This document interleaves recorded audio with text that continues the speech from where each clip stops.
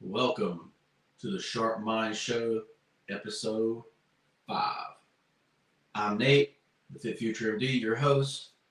Welcome to the channel.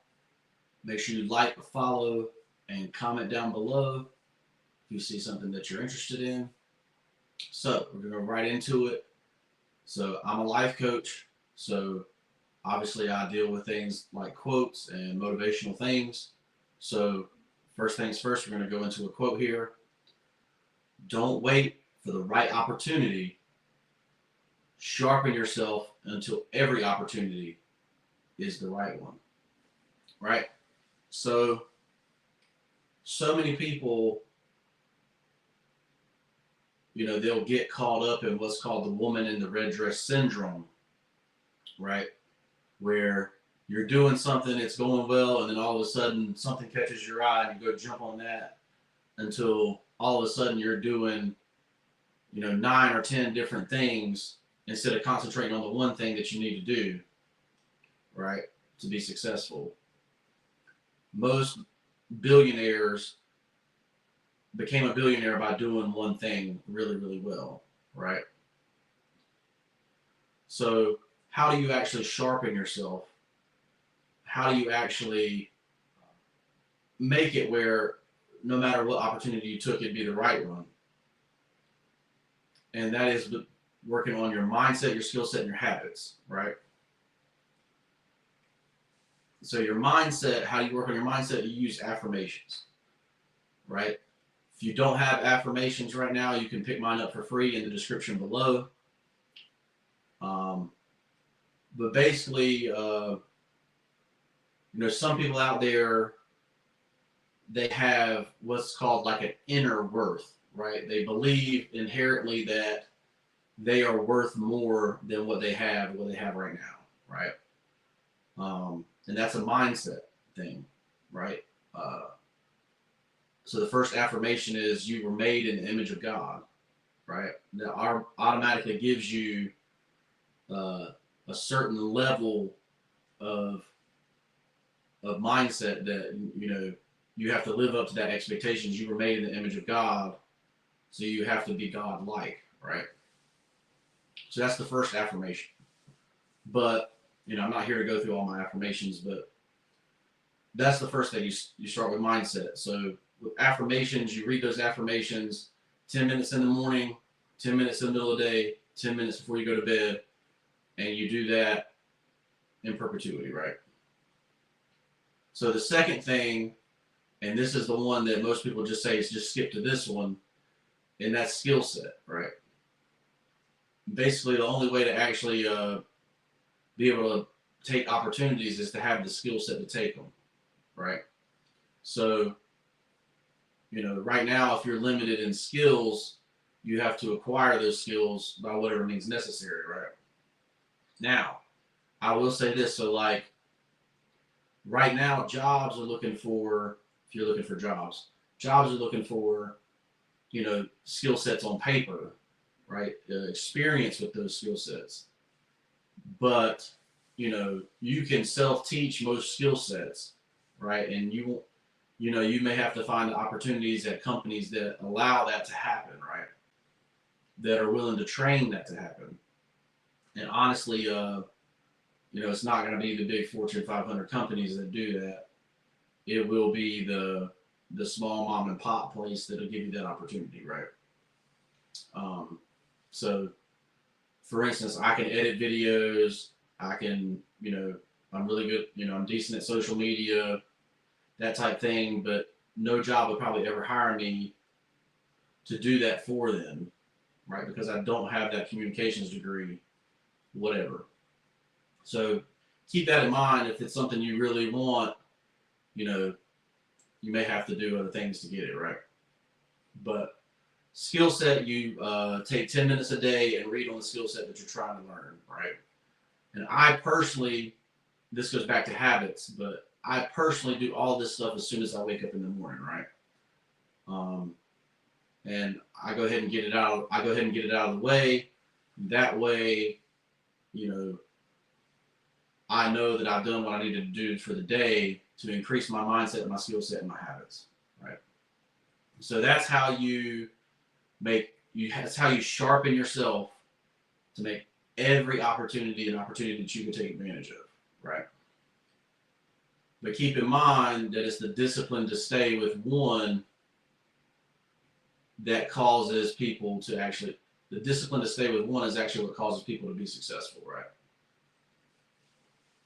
Let's say, so this episode is brought to you by London and the Googly Goo, which is my wife's book.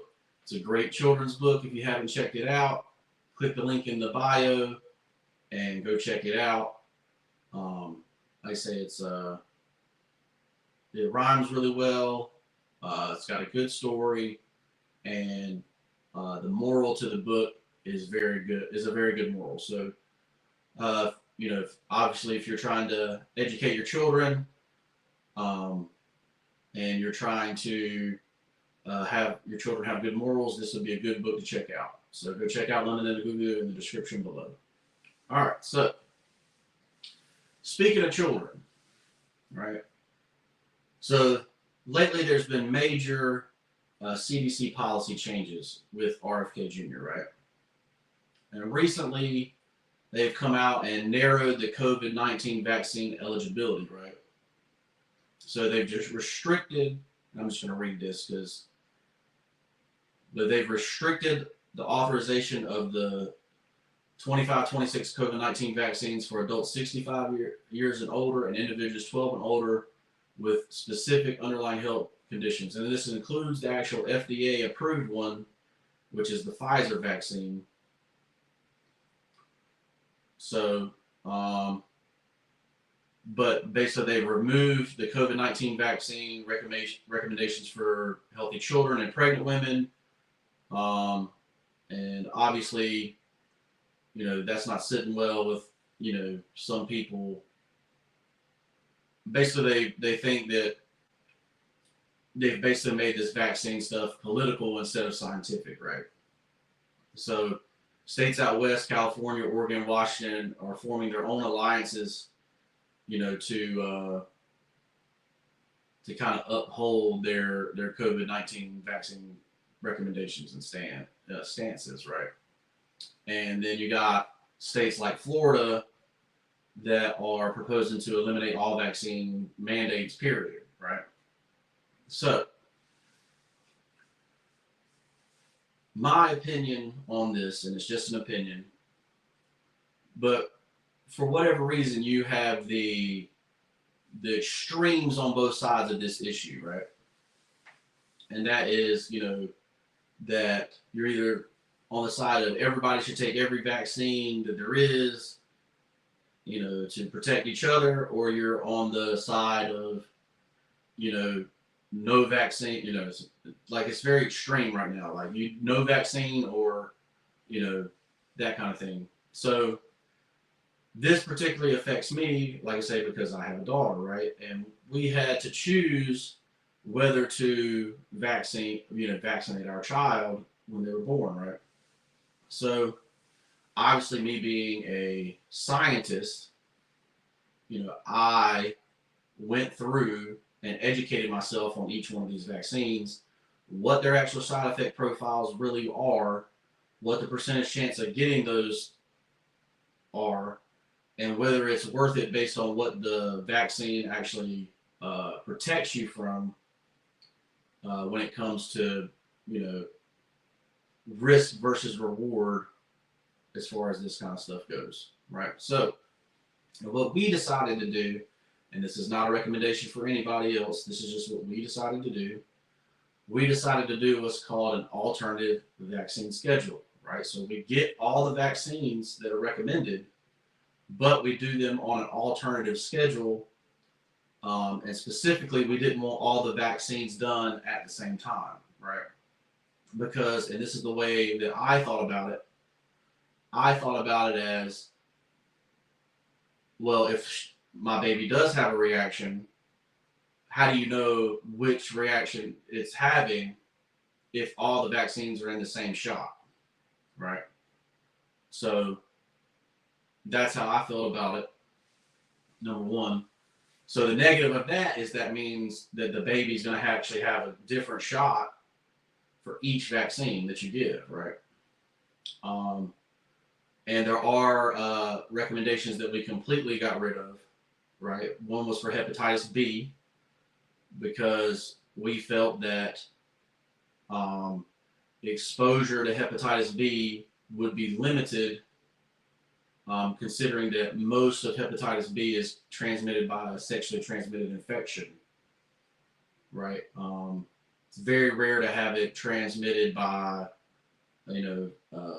finger stick or blood swapping or anything like that. So, like I say, when we were in school, we got the hepatitis B vaccine in middle school, right?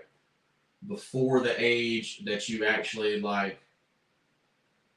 became sexually active, right? And I feel that that is a more in line schedule, especially if your child is not going to go to daycare, right?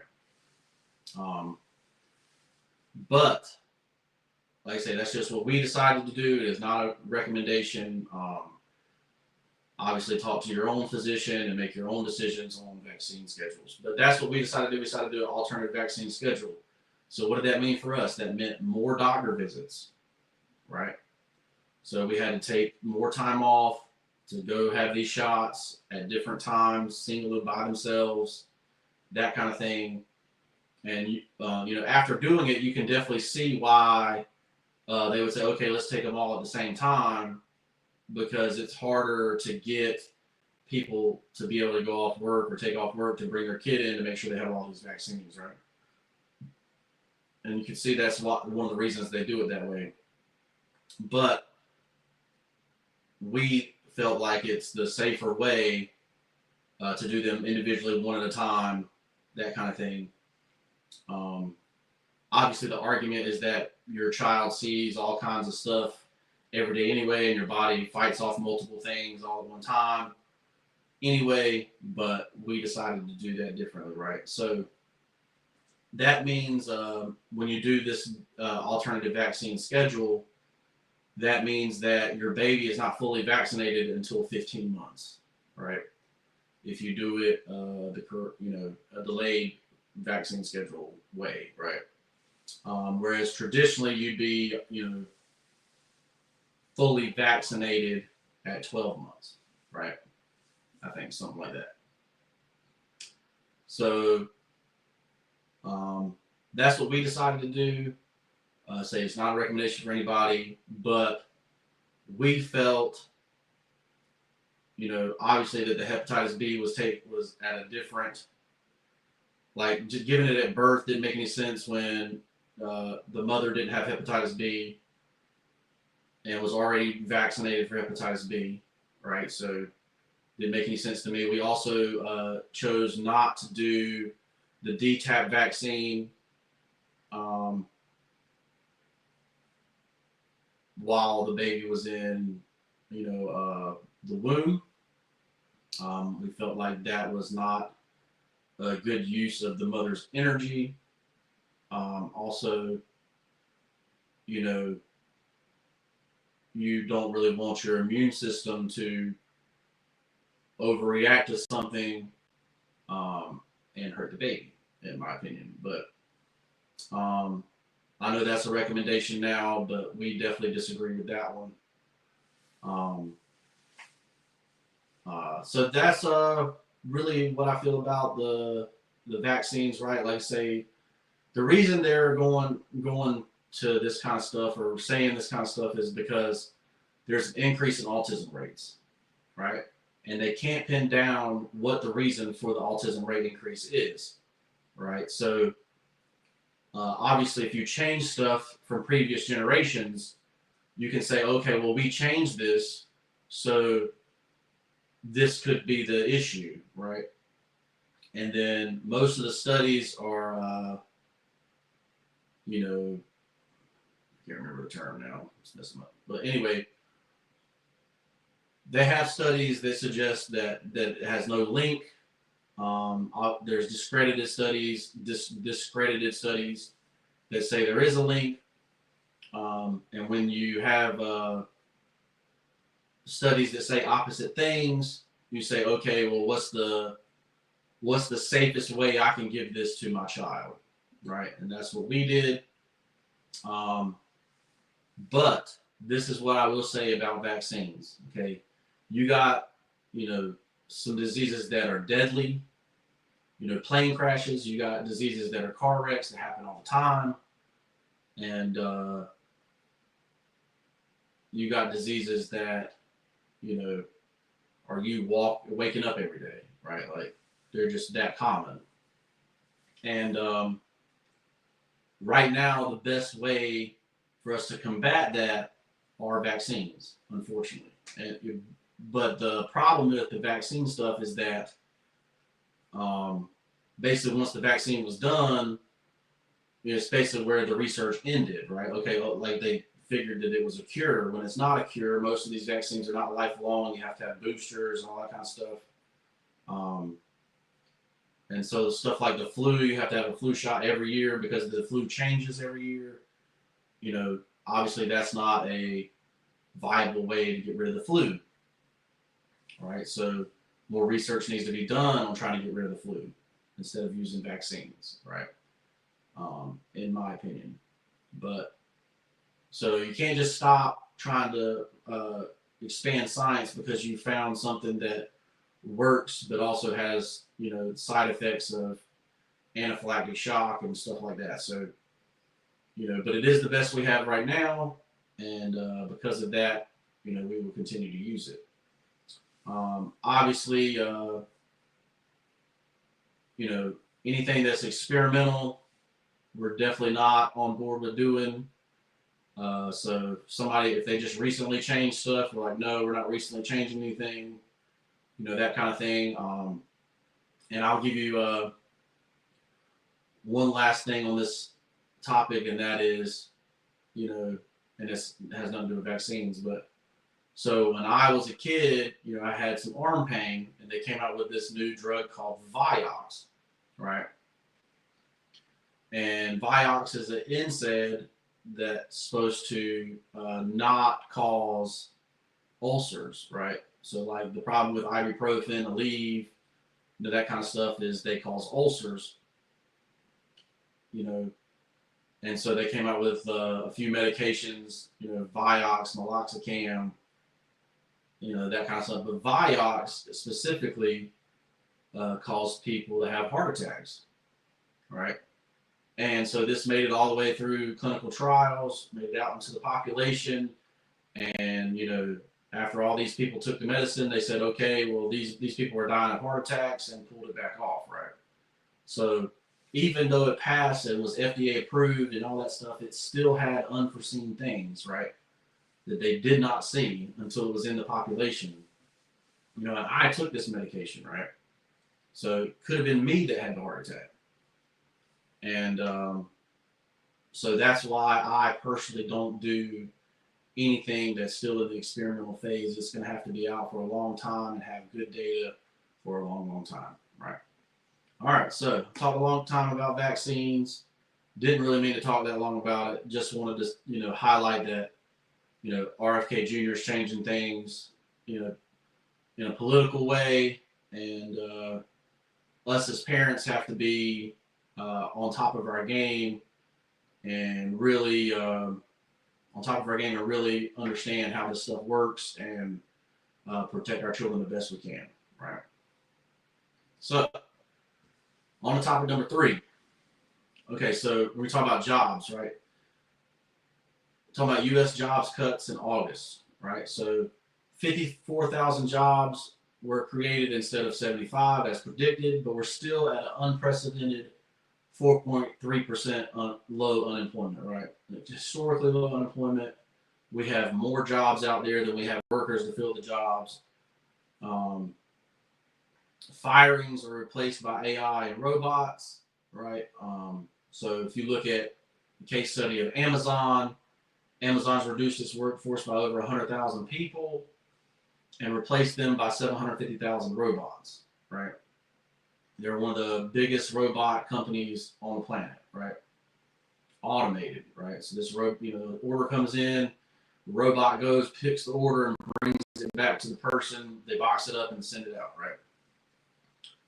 But what is this really saying? Like, most people are saying, like, okay, well, this shows that there's a softening economy. I personally think that a lot of these big jobs are being replaced by AI already. That's why so many people are having a hard time finding a job. So, I mean, even if you look at my company, I use AI almost every day instead of using a person to do things. Like, I'm not using an artist to draw anymore. Um, a lot of quotes and ideas come from AI. I can research things in seconds now instead of having a team go research it for me or spend hours researching that type of thing. So that's really what it's saying to me. We're having kind of and with the president kicking out the illegal immigrants that might have been working in some of the jobs, you might see those jobs not get replaced by people, or there's no people to replace those jobs. I don't know, but like I say, they do non-farm jobs or whatever. But that's really all I have to say about jobs. Jobs, is something like it can show that the market's softening, but at the same time, like, under Biden, you were getting 200,000, 300,000 jobs created. We're down to 54,000. So obviously,